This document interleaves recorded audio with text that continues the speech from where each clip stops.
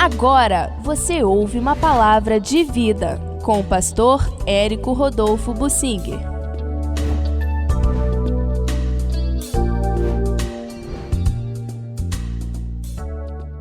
Rei Josias restaurou o culto a Deus, mas na hora de ir à guerra não consultou a Deus, e isso foi fatal para ele. Ele morreu naquela guerra onde ele entrou sem consultar a Deus.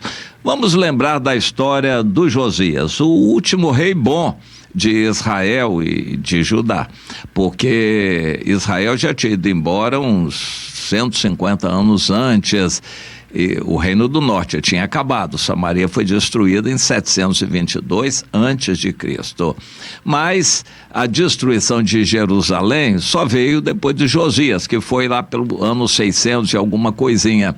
Ele viveu nessa época, numa época muito difícil. O Império Assírio era grande, dominava tudo, inclusive, a Bíblia não diz isso, mas o rei Josias, há indicações na história de que ele pagava tributos à Assíria.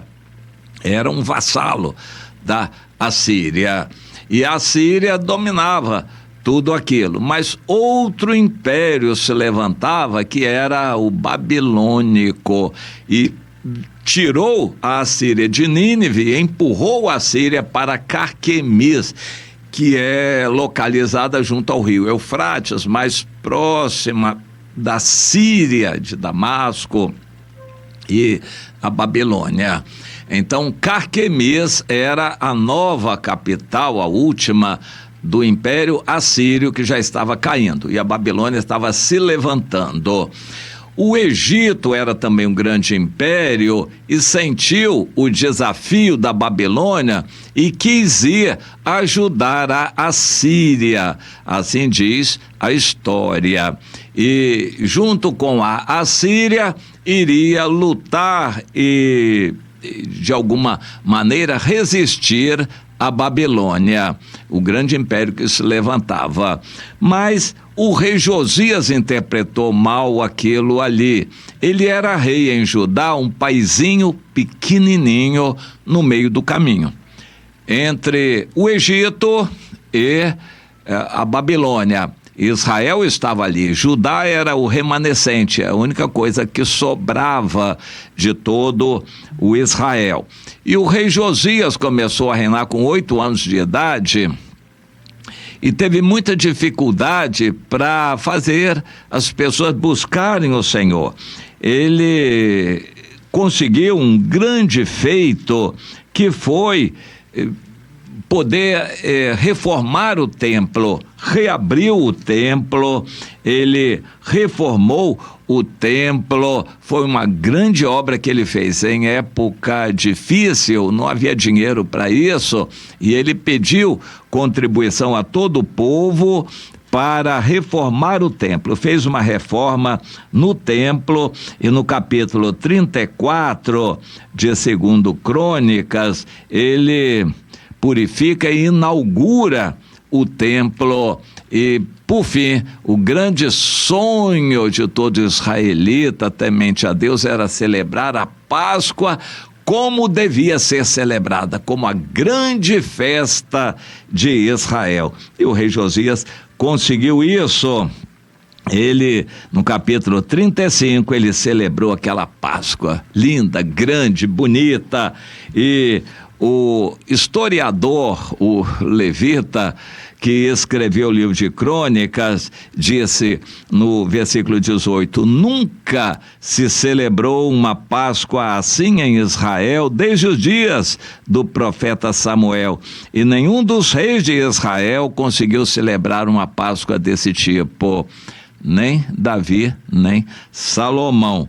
Como aqui celebrou o rei Josias, com os sacerdotes e levitas e todo Israel, de acordo exatamente com o que a Bíblia dizia, a lei estabelecia. Celebrou então no 18º ano do seu reinado. Somente depois de 18 anos reinando é que ele conseguiu celebrar a Páscoa. Aquilo foi a grande glória celebrar a festa da Páscoa, ele obrigou o povo todo a celebrar aquela festa como Deus tinha estabelecido na lei, era um estatuto da lei, e Josias então celebrou aquela Páscoa com grande alegria, foi algo maravilhoso, o povo se deliciou, Deus abençoou, e então foi o ponto alto. Mas e depois? O problema é, e depois? Então o texto continua: depois de tudo isto, havendo Josias já restaurado o templo, estou lendo em 2 Crônicas 35, agora versículo 20. Depois de tudo isto, subiu o faraó Neco, rei do Egito, para guerrear contra Carquemis, junto ao rio Eufrates. E daí, o que Josias tinha a ver com isso? Uma potência, o Egito, indo guerrear contra outra potência. E Judá ficou ali. O que Josias tinha a ver com isso? O problema é que as tropas do Egito passaram por dentro de Judá, tinham que passar. Era caminho, mas eles só queriam passar. E o faraó Neco avisou o rei Josias: eu só quero passar. Eu não quero me meter com você, Josias. Não entra no meu caminho. Saia da frente, eu quero só passar. E o Josias não consultou a Deus, não consultou profetas e saiu, preparou os seus exércitos, pequenos exércitos de Judá, para enfrentar o faraó Neco do Egito. Loucura! Hoje é como que um paizinho pequenininho enfrentar uma grande potência e sem direção de Deus, apenas pelo raciocínio dele.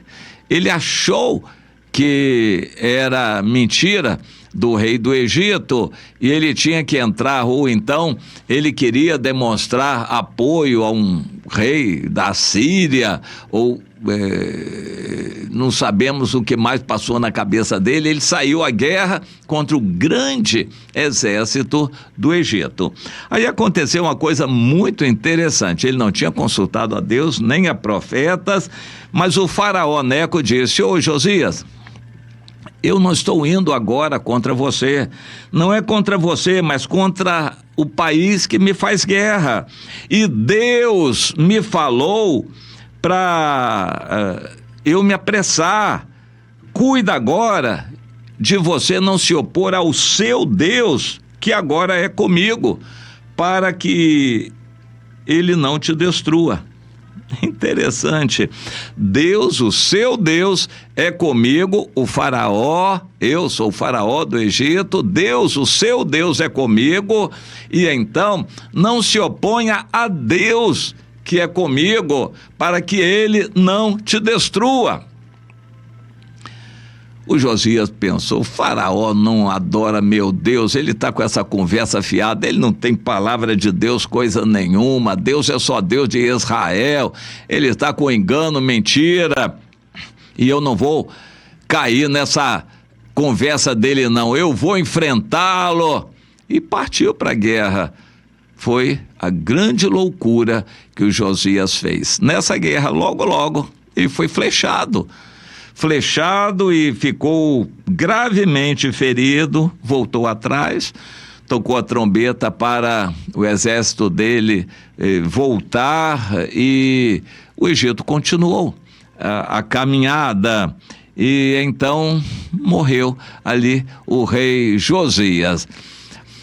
Dentro da soberania de Deus, o Senhor permitiu que aquilo acontecesse, mas não era vontade de Deus que acontecesse logo. Deus queria dar mais tempo a Judá para que os verdadeiros e sinceros se voltassem para Deus, mas não teve tempo. Desde a Páscoa, que Josias obrigou todo o povo a celebrar até que aquilo acontecesse, o tempo foi curto, e naquela guerra morreram também outros soldados, e o povo todo de Judá foi derrotado e começou a derrocada completa.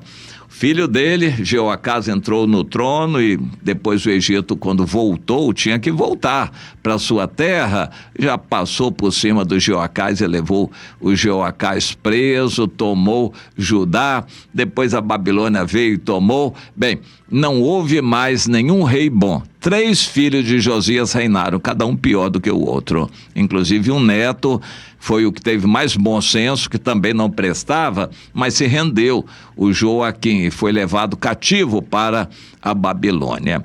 O Josias jogou fora a última oportunidade que Deus estava dando ao povo dele, a Judá.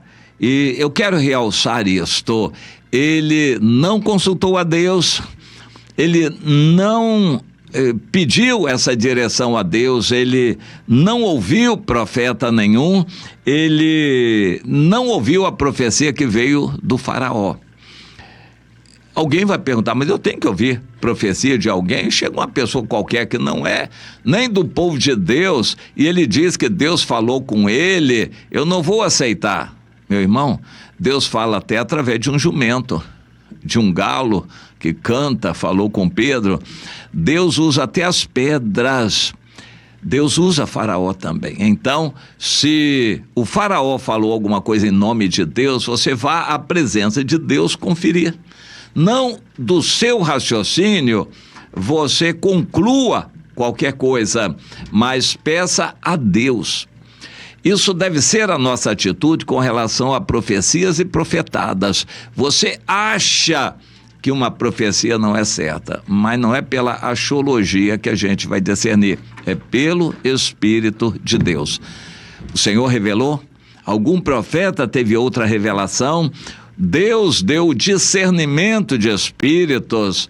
Você está desprezando uma profecia da sua cabeça, do seu coração, porque você acha isso ou acha aquilo? Cuidado, essa atitude pode ser fatal para você, como foi para o rei Josias. Ele achou que o faraó Neco estava profetizando falsamente, porque em princípio ele não era de Deus, mas Deus estava falando com o faraó Neco, e o Josias nem considerou isto. Se alguém vier e disser para você que Deus falou isso, falou aquilo, não despreze pelo fato de aquela pessoa não congregar com você, não despreze não.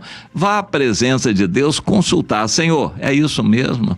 O Josias errou, pecou gravemente, pagou com a vida, porque não consultou a Deus. Aprenda a consultar a Deus. O rei Josafá disse: Acabe, está tudo bem o que você está falando, mas consulta primeiro a palavra de Deus. Vamos ter essa atitude. Vamos à guerra, sim, mas se Deus aprovar. Consulta primeiro a palavra de Deus, o rei Josafá falou. O Josias não fez isso. Foi para uma guerra sem consultar primeiro o Senhor. Você compra uma casa sem consultar o Senhor? Você assume um emprego sem primeiro consultar a Deus? Você compra um carro, um terreno, você se casa sem consultar a Deus? Pense nisto.